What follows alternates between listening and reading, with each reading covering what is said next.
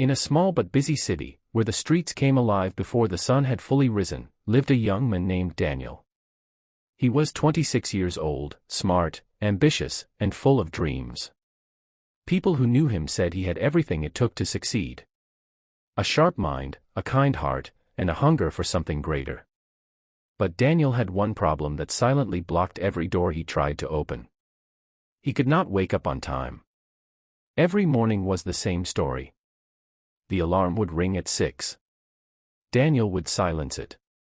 Then again at 6:15. Then again at 6:30. By the time he finally dragged himself out of bed, it was already past 8. He would rush through everything. Skip breakfast. Forget things. Arrive late. And by 9 in the morning, he already felt like the day had defeated him. His co-workers noticed. His manager noticed. But most importantly, deep inside, Daniel noticed too. He just didn't know how to change. One evening, after missing an important work presentation because he had overslept, Daniel sat alone on the steps outside his apartment. The city hummed around him, but inside, he felt completely still. Empty.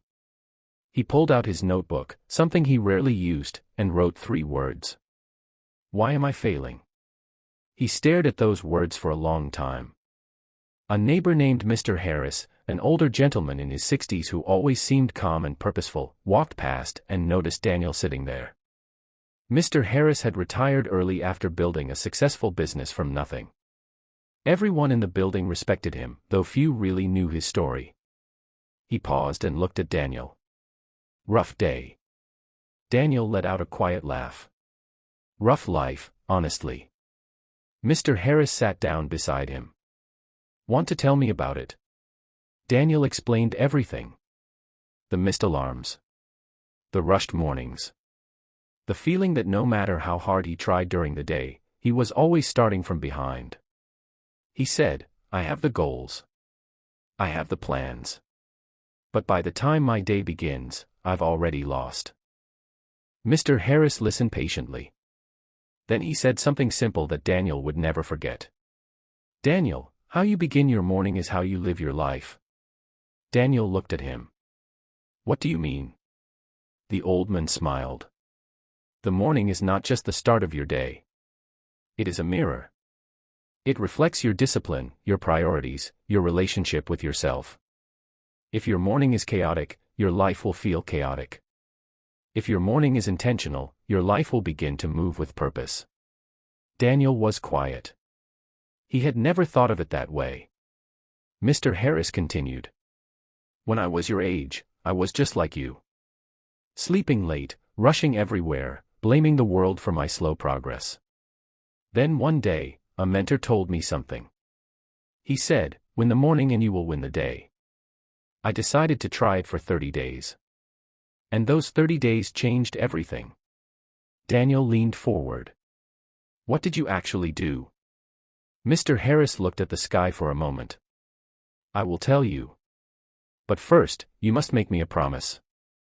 Whatever I share with you, you will try it for 30 days without giving up.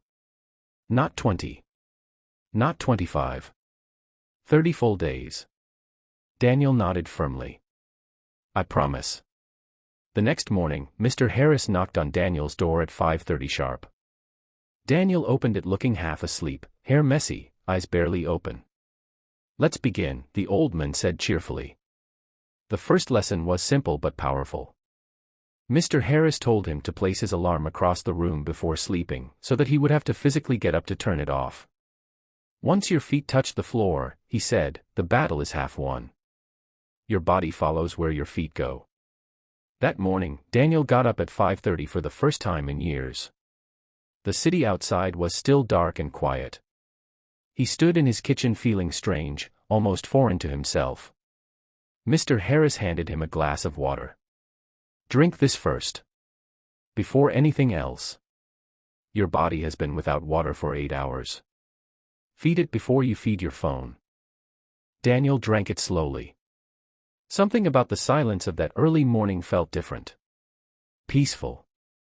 The second lesson came 2 days later. Mr. Harris told Daniel to spend the first 10 minutes of every morning in complete silence. No phone. No news. No music. Just sitting quietly with his own thoughts. But my mind goes crazy when it's quiet, Daniel said. Good, Mr. Harris replied. That means you are finally meeting yourself. Most people run from their own mind their whole lives. Sit with it. Learn it. It is the most important relationship you will ever have. Daniel tried it. The first few days were uncomfortable. Thoughts rushed in from everywhere. Worries about work.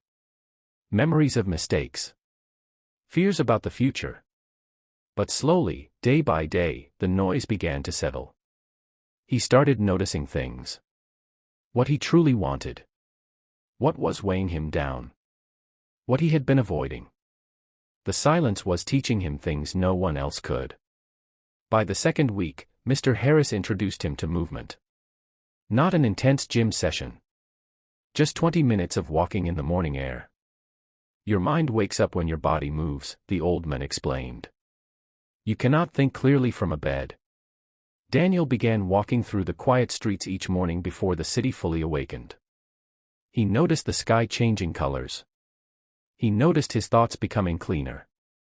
He started arriving at work not just on time, but early. And something remarkable happened. His ideas during meetings became sharper. His responses became calmer. His energy lasted longer. His manager pulled him aside one afternoon. Daniel, I don't know what's changed, but keep doing it. Daniel smiled to himself. In the third week, Mr. Harris gave him the final piece. He told Daniel to spend 5 minutes each morning writing 3 things. What he was grateful for. What his single most important task for the day was. And one small way he would grow that day. That's it. Daniel asked, surprised by the simplicity. That is everything, Mr. Harris said. Gratitude keeps your heart open. A clear priority keeps your mind focused. And daily growth, even 1%, keeps your life moving forward. Daniel began writing every morning. At first the words felt forced. But by the end of the week, he looked forward to those 5 minutes more than anything else. They gave his day a quiet sense of direction. He stopped feeling pulled in 100 directions at once. He knew what mattered. And he moved toward it. On the 30th morning, Daniel woke up at 5:15 without an alarm. He sat in the stillness of his apartment, drank his water, and wrote in his notebook. Then he walked through the city as the first light of the sun stretched across the rooftops. He returned home, prepared a proper breakfast, reviewed his task for the day, and left for work with time to spare. He stopped at Mr. Harris's door and knocked gently. The old man opened it with a knowing smile. How do you feel? Daniel thought for a moment. Like I finally own my mornings. Like the day belongs to me now. Mr. Harris nodded. And that feeling will never leave you. Because the secret was never about waking up early. It was about choosing yourself first, every single day, before the world pulls you in its direction.